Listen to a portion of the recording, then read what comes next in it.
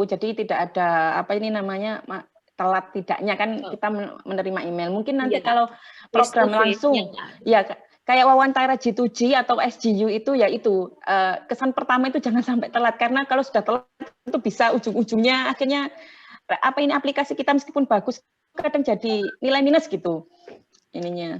Iya. Iya. Betul. Mantap sekali. Penting banget itu untuk kita belajar disiplin, tipu, dan patuh terhadap beberapa hal yang sudah menjadi ketentuan. Baik, terima kasih Bu. Share materinya menarik sekali. Dan semoga nanti saya bisa nyusul ya. Oh, amin. Ya, sabu cita-cita dulu. Oke, materi selanjutnya akan disampaikan oleh Bapak Dr. Eng Muhammad Firdaus Nur Auladi. Sebelumnya saya membacakan CV dari beliau. Seperti yang kita kenal, beliau saat ini sudah menjadi Ketua Jurusan dari Teknik Sipil Institut Teknologi Aditama Surabaya. Beliau bergabung di ITAT tahun 2015, ini sama seperti saya, beda bulan aja sih. Pak Firdaus menyelesaikan studinya di ITS, kemudian melanjut ke double degree antara ITS dengan NTUST, dan menyelesaikan program doktoralnya di tahun 2020 sama dengan Bu Emi di Kumamoto University. Pak Firdaus sudah hadir ya? Hadir, Bu. Oke. Kepada Bapak Firdaus, dipersilahkan menyampaikan materinya. Baik, terima kasih kepada Ibu Moderator yang telah memberikan saya kesempatan untuk memberikan informasi, bukan sharing ya, sharing informasi terkait bagaimana mendapatkan beasiswa. Jadi kalau narasumber sebelumnya Ibu Emi menceritakan tentang Max, maka selanjutnya bagaimana kalau Max saya gagal atau tidak diterima, maka jangan takut, ada beasiswa-beasiswa lain yang bisa Bapak Ibu atau peserta webinar apply. Salah satunya yang akan saya share di sini adalah JASO. Kemudian nanti ada Max yang SGU yang sudah dipaparkan banyak juga oleh narasumber sebelumnya.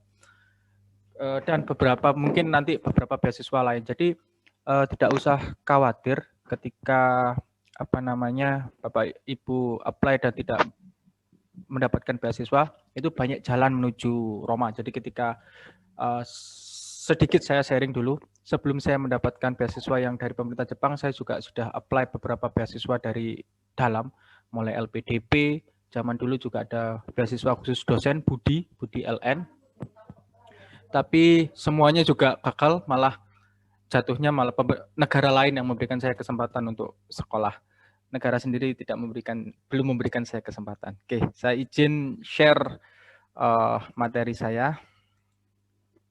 Oke. Jadi ketika yang saya ceritakan tadi, ketika Max tadi sudah apply, Max itu di-apply sebelum berangkat. Jadi gampangannya dapat beasiswa dulu kemudian berangkat. Sedangkan yang ini adalah berangkat dulu baru mencari beasiswa. Jadi ketika sudah tidak dapat beasiswa tapi tetap kepingin berangkat, akhirnya ya sudah modal nekat, berangkat dulu kemudian mencari beasiswa di negara tujuan.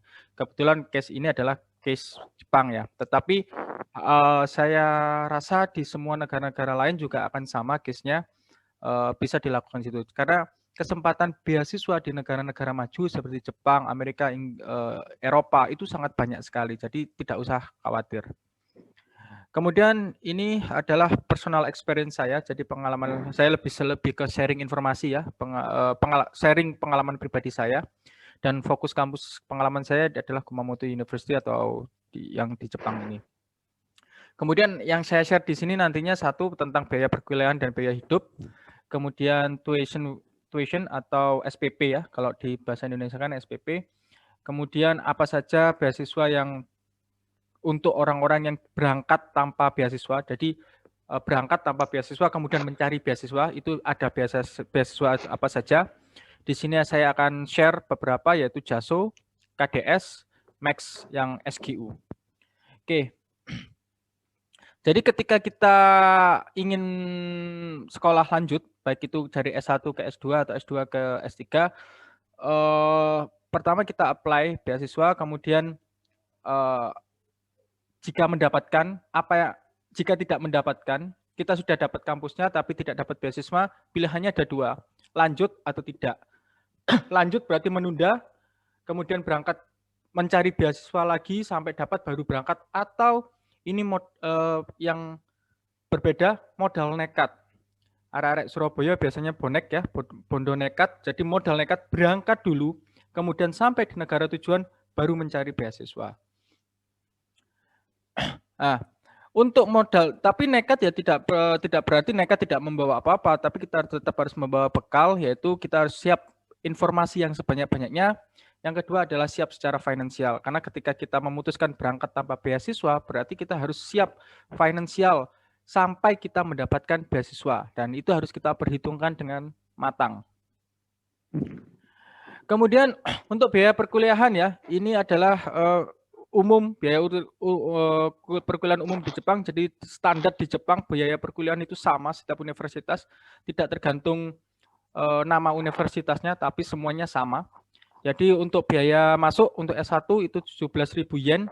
1 yen sekarang kursnya sekitar 135 rupiah, jadi bisa dikalikan.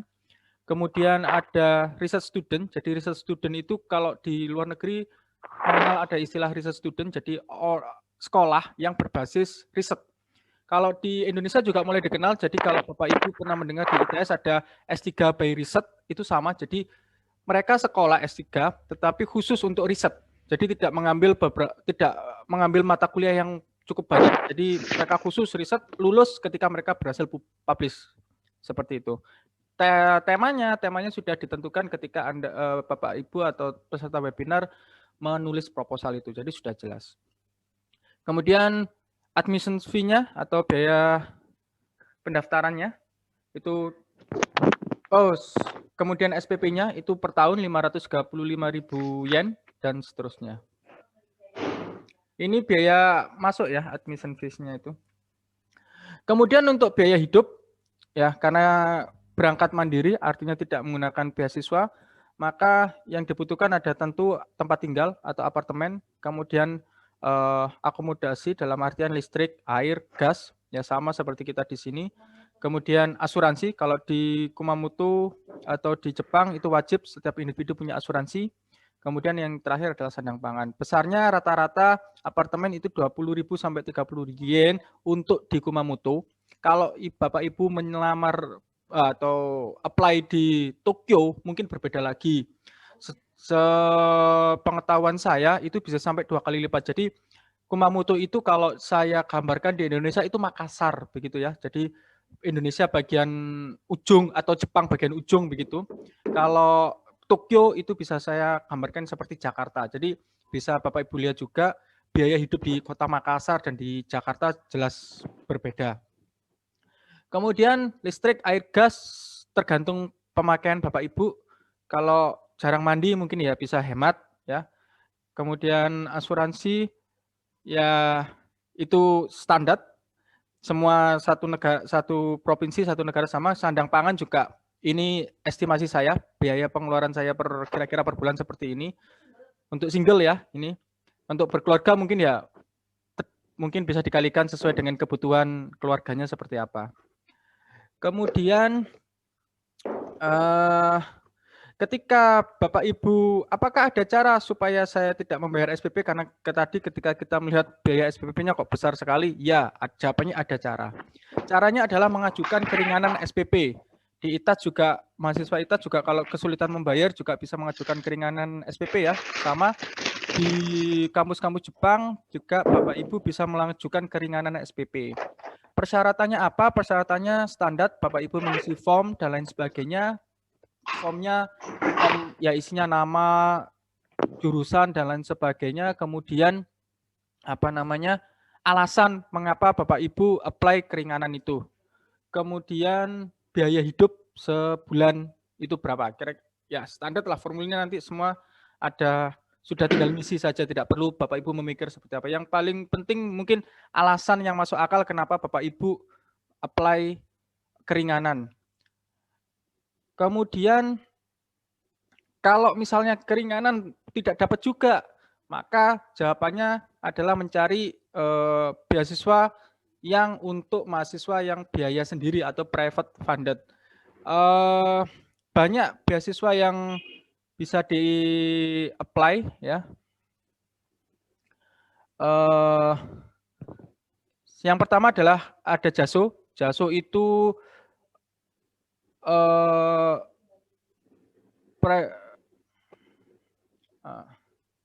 atau sebentar ini saya bukakan kliknya. Nah, ini di website kampus. Oh, sebentar. Di website kampus itu biasanya sudah ada beasiswa-beasiswa apa saja yang bisa kita apply. Seperti ini di Kumamoto University sudah melis beasiswa apa saja. Ada beasiswa Mizuno Tejuro, besarnya 50.000 per bulan. Dokumu Scholarship, Korean, biasanya untuk mahasiswa Korean. Kemudian Rotary Suzaki, kemudian Rotary Yanema, dan lain sebagainya. Ini sudah ada listnya semua. Jadi Bapak, Ibu, dan peserta webinar bisa melihat apa saja dan kapan kita bisa mulai apply. Bahkan apply periodnya juga sudah diberikan. Syarat-syaratnya juga ada, tinggal kita klik saja. Tapi rata-rata beasiswa ini menggunakan bahasa Jepang. Jadi ketika Bapak Ibu atau peserta webinar apply private scholarship, maka at least Bapak Ibu juga sedikit menguasai bahasa mereka. Jadi kalau di Eropa ya berarti enak, kita tidak perlu bahasa lain. Kalau di Jepang berarti ya kita harus memerlukan kemampuan sedikit bahasa Jepang supaya bisa membaca, at least membaca aplikasinya. Itu tapi sekarang canggih ya, kita tinggal scan pakai Google Translate itu bisa keluar semua artinya. Jadi nggak usah bingung juga. Teknologi memudahkan kita semua. Kemudian selanjutnya yang paling terkenal itu adalah beasiswa yang akan saya share, yaitu JASO. Sebentar. Stop screen, share screen. JASO. Oke. JASO ini adalah program untuk international student, memang diperuntukkan untuk international student. Jadi biaya bulanannya itu 48.000 yen. Ya cukuplah untuk mengcover at least apartemen kita. Jadi kalau misalnya pertanyaannya lalu untuk biaya hidup bagaimana? Biasanya para penerima JASO ini melakukan kerja part-time atau kalau bahasa Jepangnya baito, tapi kalau bahasa Inggrisnya part-time. Jadi mereka bekerja part-time. Kerja part-time-nya juga macam-macam. Ada yang kerja menjadi tukang cuci piring di hotel misalnya, atau buruh pabrik, ataupun pokoknya kasir minimarket seperti itu. Di Jepang gaji untuk mendapatkan gaji untuk pekerja part-time itu dibayar per jam. Jadi kurang lebih 1.000 yen per jam. Jadi kalau Bapak Ibu kerja misalnya sehari 7 jam, maka Bapak Ibu mendapatkan 3 jam misalnya 3.000 yen berarti per hari. Kalau Bapak Ibu kerja seminggu 2 kali berarti 6.000 yen. Kemudian ya cukup, kira-kira itu cukup. Jadi biaya gaji part-time di Jepang itu sudah disesuaikan untuk kita bisa hidup 1 bulan. Jadi ketika kita kerja part-time di Jepang itu tidak usah khawatir kekurangan. Tetapi tidak semudah yang kita bayangkan kerja part-time seperti kasir Indomaret di Indonesia. Kasir di sana kerja ya benar-benar kerja. Jadi artinya saya sendiri pernah mencoba untuk kerja part-time. Waktu itu saya kerja di pengepakan makanan. Jadi saya bagian menutup makanan itu dengan plastik mika seperti itu. Conveyor belt makanan itu terus jalan di depan saya. Saya harus menutup satu-satu begitu. Ketika saya ingin melihat jam saja, menoleh ke kanan sekitar 3 detik mungkin. Itu makanan yang di depan saya itu sudah terlewat sekitar 5 kotak. Jadi sangat cepat sekali. Jadi kerja di Jepang itu benar-benar kerja. Kita tidak ada sempat waktu untuk melihat hal lain ataupun melihat HP ataupun apa. Tidak berbeda ya dengan kultural kerja di sini. Kultural kerja di sini datang, mungkin masih ngopi, masih ini, nanti jam 8:30 baru ini itu. Nah, itu sangat berbeda. Bahkan di kasir Indomaret sudah ada antrian panjang, si kasir masih sibuk memberikan barang-barang, dipanggil baru datang. Itu tidak. Kalau di Jepang, begitu ada antrian, kasir itu akan langsung dibuka semua, ataupun jadi tidak ada kesempatan lah untuk berhenti. Jadi kita hanya istirahat ketika waktu istirahat itu ada. Kemudian ada beasiswa yang kedua, yaitu tentang KDS Scholarship. Jadi KDS ini setiap kampus juga ada. Jadi bahasa singkatannya itu adalah Doctoral Scholarship. Biasanya diumumkan secara private dari email kampus. Jadi para mahasiswa yang apply melalui jalur private atau jalur biaya sendiri, itu kampus pasti mempunyai daftarnya siapa saja. Kemudian jika ada informasi beasiswa, maka para mahasiswa yang melalui jalur pribadi ini itu akan di email secara kampus bahwa ada pengumuman beasiswa seperti itu. Kemudian yang seperti saya bilang tadi itu merupakan beasiswa untuk doctoral research, jadi khusus untuk doktoral, jadi S3. Kemudian untuk persyaratannya itu yaitu satu, karena untuk S3 berarti si applier atau si orang yang apply itu sudah harus punya publikasi. Jadi sangat kecil loh kemungkinan chance-nya jika Bapak Ibu belum punya publikasi kemudian apply ini. Jadi akan tereliminasi. Jadi istilah kasarnya atau istilah gampangnya banyak-banyak beasiswa ini untuk orang yang punya banyak publikasi seperti itu. Kemudian syarat kedua aplikasi standar, mengisi nama dan lain sebagainya. Kemudian yang didapatkan adalah sekitar 535.000 yen setahun. Jadi kalau ini saya convertkan ke nilai SPP itu sama dengan kita tidak membayar SPP. Jadi 535.000 yen itu setara dengan nilai SPP yang ada di Jepang. Jadi ketika kita mendapatkan ini berarti kita sudah tidak membayar SPP apapun. Tinggal memikirkan biaya hidupnya. Lalu biaya hidup dari mana? Sama seperti Jaso tadi, itu kita tinggal bisa apply part-time job. Dan keuntungan lain dari KDS ini adalah kita bisa mendapatkan double beasiswa. Berbeda dengan Max. Max itu sangat strict, jika sudah mendapatkan Max, kita tidak bisa apply beasiswa lain. Sedangkan beasiswa private funded seperti ini, itu kita bisa apply banyak beasiswa. Jadi ketika kita apply Jaso, kita masih bisa apply KDS, kita masih bisa apply yang lain-lain. Jadi bisa double-double. Kemudian yang terakhir adalah Max SGU Scholarship. Ya. Sudah dijelaskan banyak tadi oleh narasumber sebelumnya, Ibu Nur Laila Hamidah, bahwa Max Scholarship ini intinya sama dengan Max yang lain, Max baik itu SGU baik itu U2U, hanya saja bedanya seperti yang di-highlight Ibu Nur Laila tadi, berangkat dulu ke kampusnya, sekolah dulu, baru kemudian mendapatkan beasiswa ini, bisa apply beasiswa ini. Jadi ceritanya memang ongoing. Dan hanya universitas top global yang bisa apply seperti itu. Untuk persyaratannya sama semua tadi, yaitu TOEIC, kemudian aplikasi, wawancara juga prosesnya sama. Jadi daftar, kemudian nanti kita melampirkan segala macam, mulai dari research plan, kemudian CV, dan lain sebagainya. Kemudian kita lolos seleksi administrasi. Dari seleksi administrasi kita nanti dipanggil wawancara. Di proses wawancara juga sama, kita akan menghadap 3 pewawancara. 1 profesor pembimbing kita, yang 2 profesor yang lain. Kita akan diwawancarai terkait dengan riset-riset kita dan future plan kita. Kemudian setelah lolos administrasi, maka kita mendapatkan beasiswanya. Ya, kira-kira sama prosesnya seperti itu. Demikian yang bisa saya share terkait beasiswa selain Max. Jadi jangan berpikir kalau beasiswa seperti di Indonesia, jangan berpikir beasiswa itu hanya LPDP, jangan berpikir bahwa beasiswa itu hanya untuk ke Jepang itu hanya Max. Masih banyak beasiswa lain, ada Jaso, kemudian ada KDS, ada Mitsubishi juga, ada Toyota juga, beberapa teman saya dulu apply.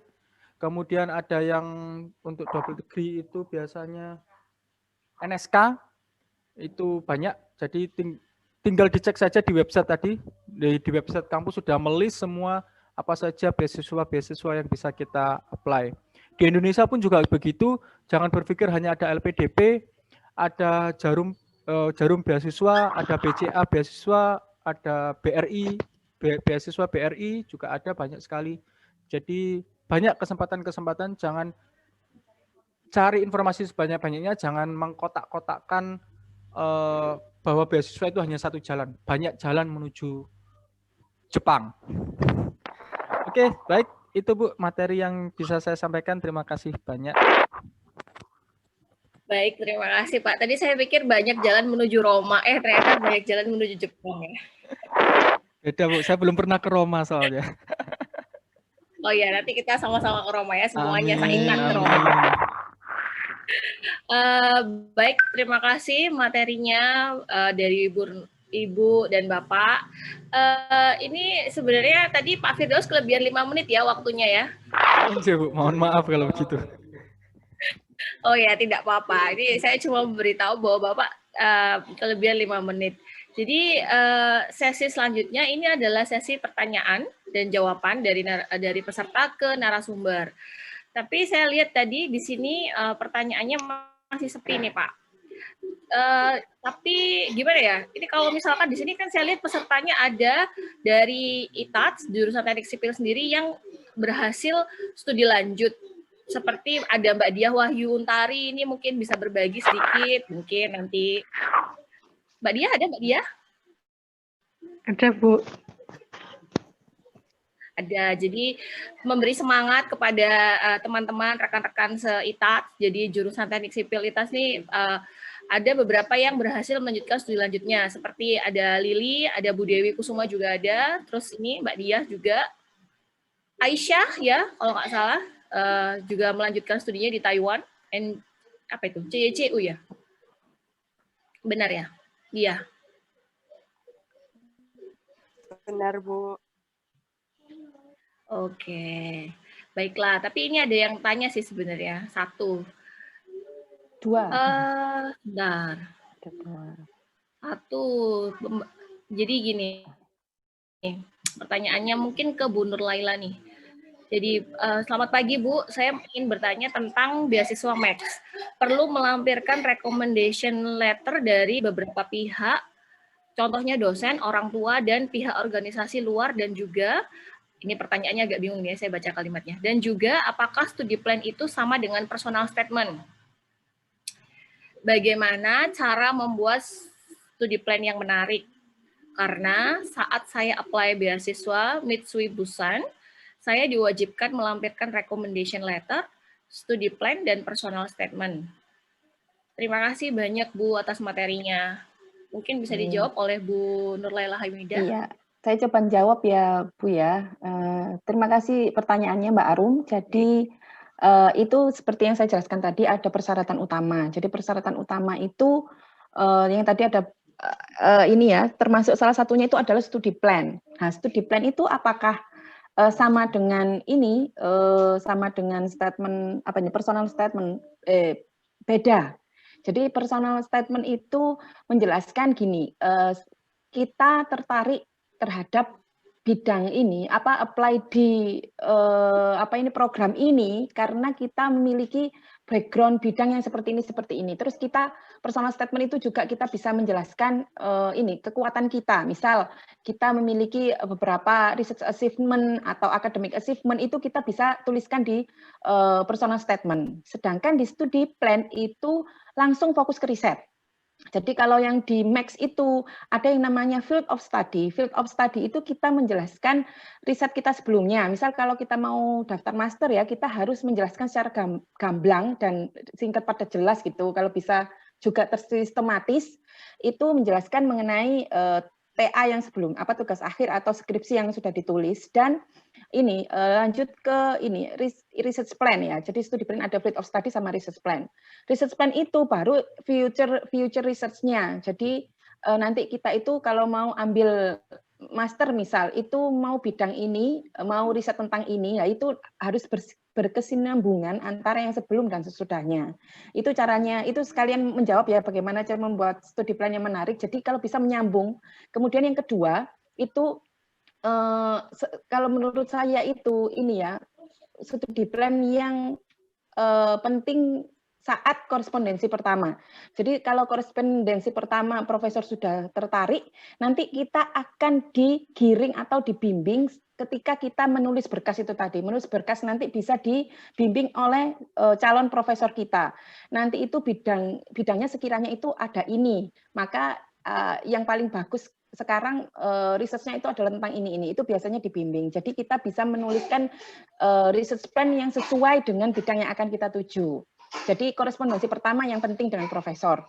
Kemudian letter recommendation sudah saya jelaskan tadi ya. Jadi kalau di Max itu ada 2 atau 3. Jadi kalau 2 itu wajibnya kalau teman-teman ini individual tidak terikat dengan institusi itu perlu rekomendasi dari pembimbing dan rekomendasi dari bukan atasan ini ya, kalau dekan atau kajur atau kepala departemen.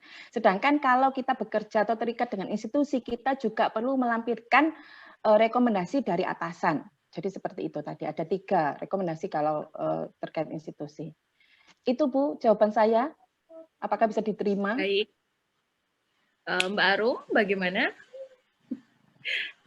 Sudah jelas ya sepertinya. Keren banget. Ini ada pertanyaan lanjutan dari Mbak Dia sendiri kepada Pak Firdaus ini sepertinya pertanyaannya.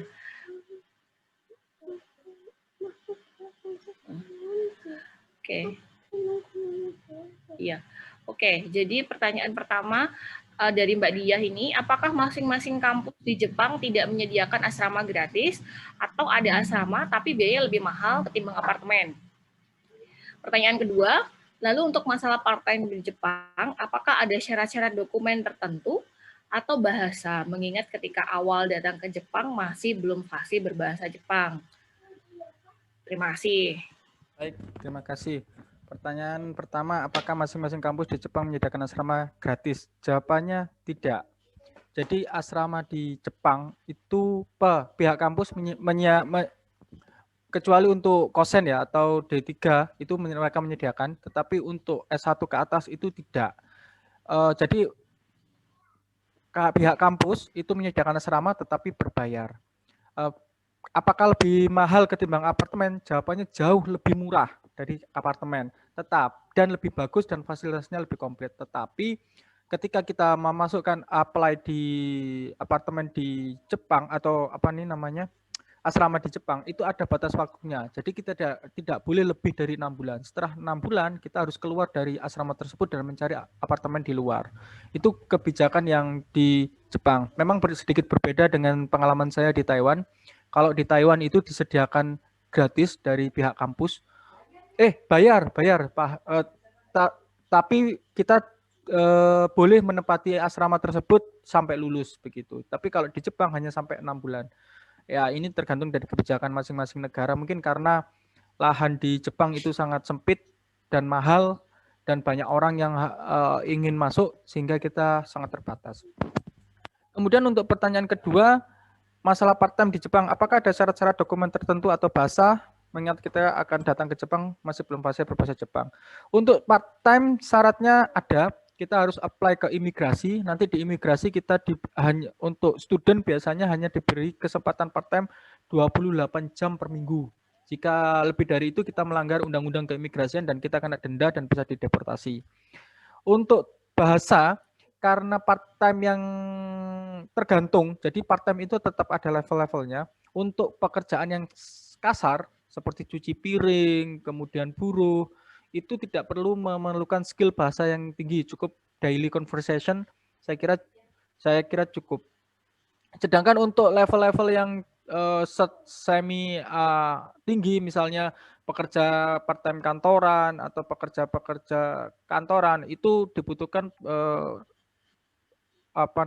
sertifikat bahasa Jepang. Kalau sebutnya N ya. Kalau di Jepang minimal N3 lah baru bisa apply. Jadi sama seperti TOEFL seperti itu. Jadi itu Bu, jawaban, semoga bisa membantu Mbak Diah. Terima kasih. Baik, terima kasih. Pak, Bu, ini saya mau nanya, ini kan lagi masa pandemi ya, berarti surat kesehatannya berarti biasanya bakalan nambah ya kayaknya requirement-nya. Atau gimana ini beasiswa bebas di saat COVID pandemi? Gitu ya berarti ya. Iya. Iya, gimana ini Bu? Kalau apa untuk pandemi ini Bu, jadi Jepang masih strict untuk menerima masukan dari negara lain, terutama Indonesia. Jadi Indonesia ini di-ban, nggak tahu sampai kapan, karena Indonesia kita tidak seperti harapannya tidak ada naik terus itu grafiknya. Jadi ini untuk ini mahasiswa-mahasiswa baru itu mulai dari April kemarin itu mundur sampai Oktober, dan ternyata karena Oktober kondisi Indonesia masih belum stabil, diundur sampai April tahun depan. Nggak tahu ini nanti apakah diundur lagi, nggak tahu sampai kapan terus akhirnya mereka bisa melaksanakan studi. Lah, ini ketika kita datang di Jepang, kita wajib membawa untuk masa pandemi ini kita wajib membawa PCR test Bu, dan itu harus 3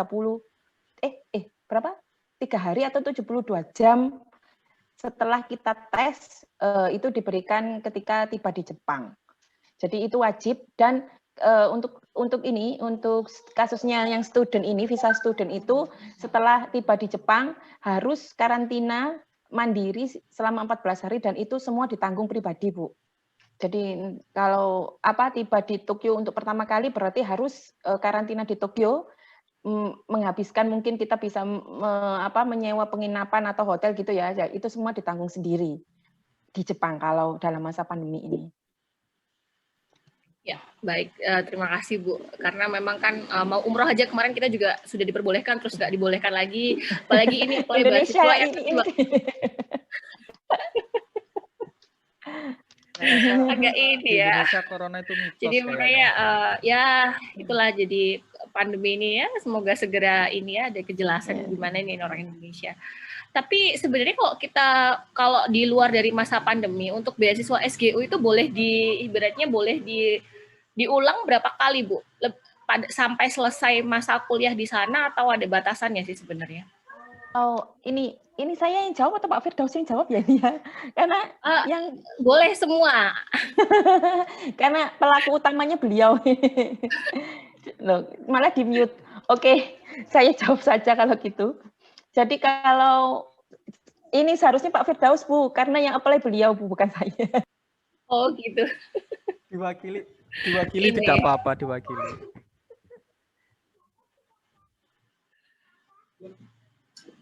Untuk SGU itu kita bisa apply sampai lulus Bu. Jadi sistemnya sistem perpanjang. Jadi kita apply dapat misalnya 1 semester, kita bisa apply lagi nanti semester berikutnya, terus tinggal mengulang-ulang lagi. Apakah persyaratannya sama? Tidak. Jadi ketika apply awal itu ada proses wawancara, tetapi ketika untuk perpanjang itu tidak ada proses wawancara lagi. Hanya tinggal berkas-berkas saja.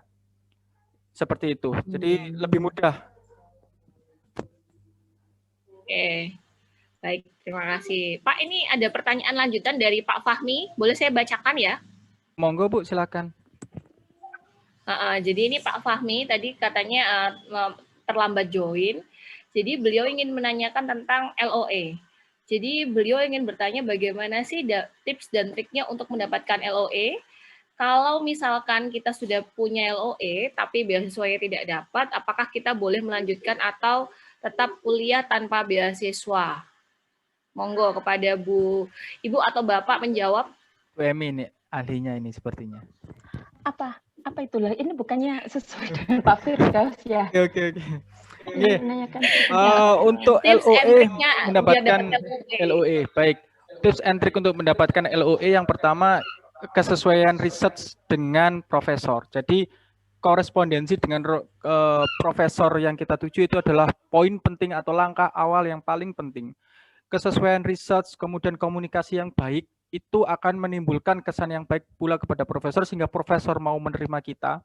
Sehingga ketika profesor mau menerima kita, dia bisa merekomendasikan ke universitas bahwa oke, si anak ini mampu untuk berkuliah di universitas ini. Nah, itu tips dan trik sih dari saya. Jadi korespondensi awal itu sudah dijelaskan juga oleh Bu Nur Laila Hamida tadi, kesopanan, salam, detail, riset yang jelas, kesesuaian dengan profesor itu sangat penting. Kemudian jika kita mendapatkan LOE tapi tidak apply beasiswa, apakah boleh melanjutkan? Boleh. Nanti kita tinggal bilang ke universitasnya kita tidak mendapatkan beasiswa, kita mau maju melalui private funded atau beasiswa sendiri, biaya sendiri. Setelah kita maju dengan beasiswa sendiri, berarti konsekuensinya kita harus menyediakan modal untuk berangkat ke sana. Jadi mulai dari pesawat, biaya hidup awal, sampai bisa mendapatkan beasiswa. Nah, ketika beasiswanya apa saja juga sudah saya jelaskan tadi, banyak, ada mulai dari JASU, ada SGU Max, ada KDS, dan banyak lagi list-list yang ada di universitas tadi. Jadi at least modal itu sangat penting, modal berangkat sampai modal untuk mendapatkan beasiswa, karena begitu datang tidak serta-merta kita mendapatkan beasiswa atau pekerjaan part-time. At least sebulan awal kita adaptasi, bulan kedua kita mulai tahu seperti apa kehidupan di Jepang, mulai kita cari-cari informasi dan lain sebagainya. Berarti at least biaya hidup 2 bulan itu harus bisa, kita harus punya modal biaya hidup berangkat dan biaya hidup 2 bulan untuk private funded. Demikian, Bu. Mungkin saya bisa menambahkan untuk ini ya, trik-trik agar bisa dapat LOE gitu ya, Bu ya. Jadi ini Boleh. sih sebenarnya itu semua udah dijelaskan sama Pak Firdaus tadi. Kalau ini saya ini langsung dapat cerita dari sensei saya, Bu. Jadi sensei saya itu termasuk salah satu reviewer Max. Jadi beliau adalah salah satu reviewer Max yang di Jepang. Beliau bilang kalau ini untuk S3, khususnya untuk S3 ya, entah S2 sama S3 sebenarnya sama. Kalau memiliki publikasi, Bu, jadi tonjolkan di situ. Misal publikasi yang paling bagus itu nanti sertakan, atau paling bagus dan kalau bisa banyak. Kalau banyak ya disertakan semua kayak gitu. Itu jadi publikasi itu juga salah satu faktor yang sangat besar menentukan ini apa diterima tidaknya ini untuk mendapatkan LOE atau bahkan mendapatkan max, kalau kata saya seperti itu, Bu. Baik, ya memang terima kasih Bu share materinya. Ini menjelang pukul 10 berakhirnya sesi, tidak ada lagi pertanyaan. Sebagai penutup mungkin dibantu oleh, boleh ya saya tutup acaranya Pak Firdaus, ini sudah tidak ada lagi yang bertanya. Sesuai dengan jamnya pas. Izin Bu Mutiara mungkin sebagai. Jadi ini moderator. Ini keren banget loh share materinya ini, luar biasa Bapak dan Ibu. Bu Mila tadi ada saya baca ada pertanyaan, apakah ini masih ada materi di awal itu tadi, apakah materinya nanti bisa di-share? Mungkin nanti akan saya ini ya, di lewat email ya Pak ya? Ya, lewat nanti di-share. Iya, di-share lewat email. Iya kan, iya. Ya. Mohon Pak Fahmi maaf. mungkin ada. Ya, monggo Pak mohon Fahmi. maaf untuk menyela lagi ya. Suara saya terputus atau tidak? Saya lagi diantah berantah entah kemana. Jelas. Baik, terima kasih. Saya ingin tanya lagi nih. Itu kan misalkan itu kalau misalkan LOA-nya itu maksudnya private ya. Kalau misalkan udah dapat LOA nih, terus beasiswanya nggak dapat tapi karena kondisi tertentu atau misalkan modalnya belum sampai, terus membatalkan, apakah itu diperbolehkan? Misalkan kita mengundurkan diri atau tidak, ibaratnya tidak melanjutkan lah, gitu. Boleh nggak kayak gitu ya? Bu Mila, saya izin menjawab ya. Terima kasih. Monggo Bu, monggo. Iya, kalau kasus seperti itu alasan untuk tidak dapat beasiswa itu merupakan alasan yang sangat kuat untuk kita bisa mundur dari ini, mundur untuk melanjutkan studi. Jadi kalau meskipun profesor itu sudah memberikan LOE, tapi ternyata kita tidak dapat beasiswa dan kita memutuskan untuk mundur, itu adalah alasan yang sangat kuat ya. Alasan utama yang sangat kuat kalau menurut saya itu adalah scholarship, Pak.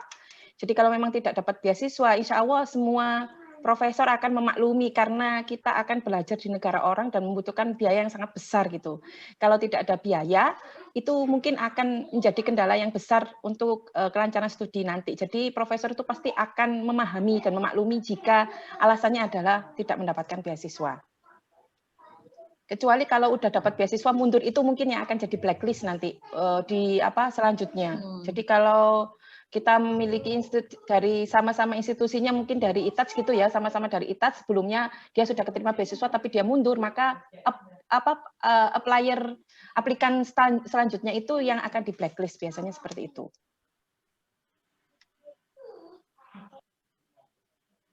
Ya, begitu mungkin Bu Mila, saya kembalikan. Iya, baik. Bagaimana Pak Fahmi? Apakah sudah jelas atau mau bertanya lagi mungkin? Jelas cukup dan terima kasih. Baik, kalau begitu kita sesi foto dulu ya harusnya ya. Aduh. Sesi foto bersama. Aduh, apa nggak usah foto? Pak Fahmi belum mandi ya? Yang pertama saya diantah berantah, makanya video saya matikan. Saya di tengah. Baiklah. Laporan ini. Baik, ya sudah kalau diantah berantah saya foto dulu aja. Ini ada berapa ini? Oh, ada 2. Oke, baiklah. Pak Kurnia sudah siap? Gayanya mana Pak Kurnia? Senyumnya. Oh, siap. Sambil ngomong ini. Eka, selamat pagi, Bu. Bu Eka. Ada. Baik, minta tolong untuk kameranya on terlebih dahulu kepada para peserta. Akan saya adakan sesi foto bersama kita. Kalau nggak mau on juga nggak apa-apa kok. Cuma lebih baik lah pakai on ya. Pak Fahmi? Jadi on Pak Fahmi. Iya, tapi alhamdulillah pakai background ya. Backgroundnya salah baik, saya. Saya mulai ya. 1, 2, 3. Oke.